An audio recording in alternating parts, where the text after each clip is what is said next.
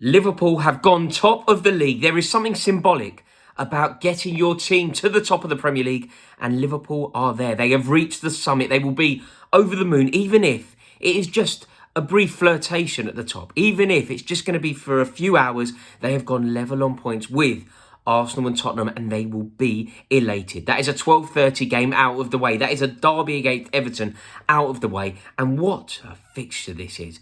I genuinely love this derby. The Merseyside derby is one of the best derbies in world football. There's something truly brilliant about it. The Red Men versus the Blues. You'll never walk alone, blasting out on the PA. The teams lining up. Anfield glistening in the sun. The away fans in full voice. Tarkowski and Virgil van Dijk looking incredibly proud as they lead their teams out. I think it really is a beautiful derby on Merseyside. The only problem with it really is there's not really any jeopardy around the result. Liverpool have won yet again, and although this one, there are moments of controversy, although they could obviously highlight and debate exactly what happened in the game. Ultimately, Liverpool don't care because they got the 3 points, and that is exactly what they've needed. They were desperate to just make sure that they accrued the 3 points. Think about what's happened to them in recent weeks. They have been robbed and they've been very unlucky and things haven't gone their way. Sometimes when things like that happen, it isn't about the performance. It isn't about the way that you play or the XG or the development or making sure that you're seeing the manager's identity or philosophy on the pitch. Sometimes it is simply about smash, grab, win. And Liverpool managed to do that. It was a really strange game, I thought. Liverpool, over the course of the game, watching the full 90 minutes, I think that they were clearly the better team and deserved the 3 points. On the balance of play, it was theirs.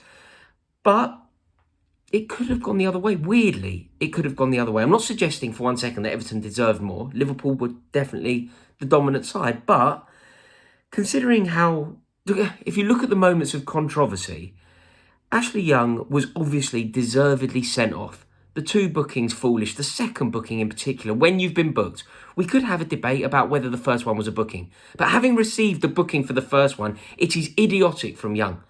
Such an experienced player to do something so foolish. He's cost his team because, look, it's hard enough for Everton. And 11 against 11, they get beat. But 11 against 10 at Anfield, full half, he cost his team. And yes, Everton may have a couple of legitimate complaints. I think it's fair to say that Konate should have been sent off. And if he were sent off, the game could have been very different. I think Everton will have a slight gripe about the Keane handball. I don't see it. I don't see that as an issue at all. I think Keane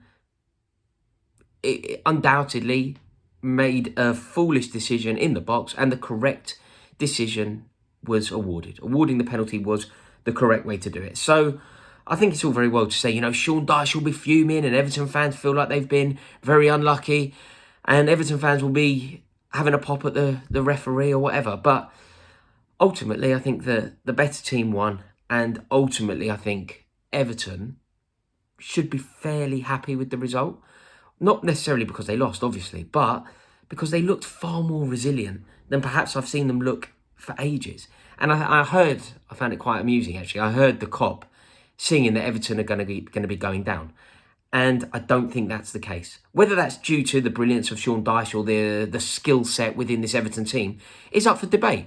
Because I don't really think Dyche is doing a particularly good job. I don't think he's getting it right. I think he's actually getting away with it. And I haven't really seen Everton improve since he took the reins. I don't rate the team particularly highly either. But I also think that they will survive. And in the modern day definition of what constitutes success for Everton, survival equals success. Simply surviving is a successful season for Sean Dyche. And when you look at the teams that will probably end up going down, when you think about the teams that are in and around the relegation zone, I just think this Everton team, everything that we saw today, I think there is enough strength in this Everton team to survive. Because I actually think that the three teams that will end up going down will do very well to accrue 40 points between them, let alone having to hit 40 points to survive.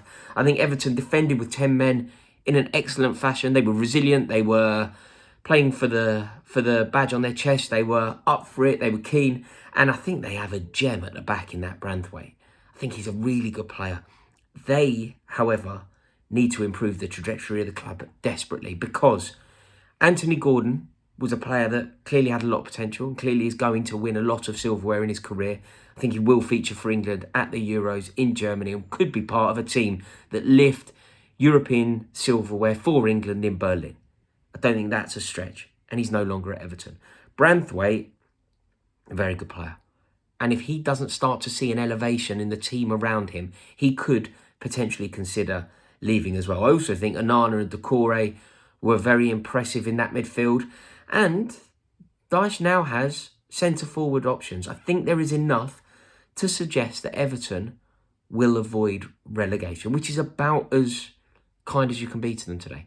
Like, I imagine that they're feeling fairly disheartened, you know. They'll probably claim that Young was harshly treated.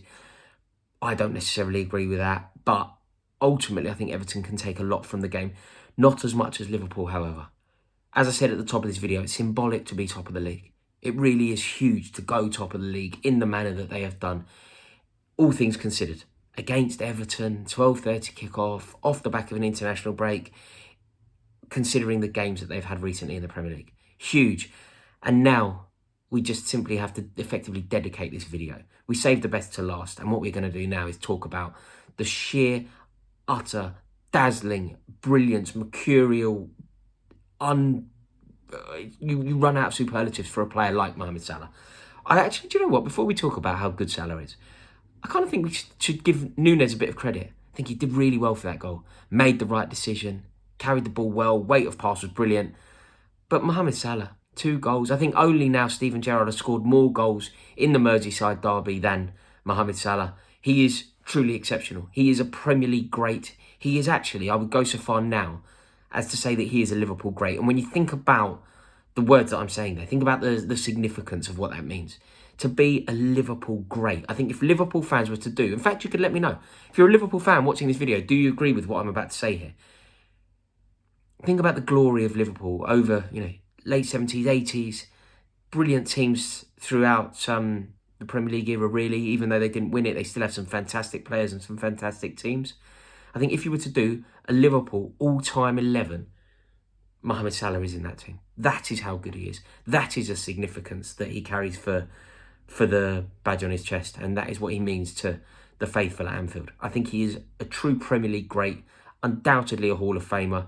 And you just can't do him justice. I think the kindest thing that you can say, you think about the amazing teams that Liverpool have had over the years. Think about that unbelievable era, Alan Hansen, Graham Souness era, right through.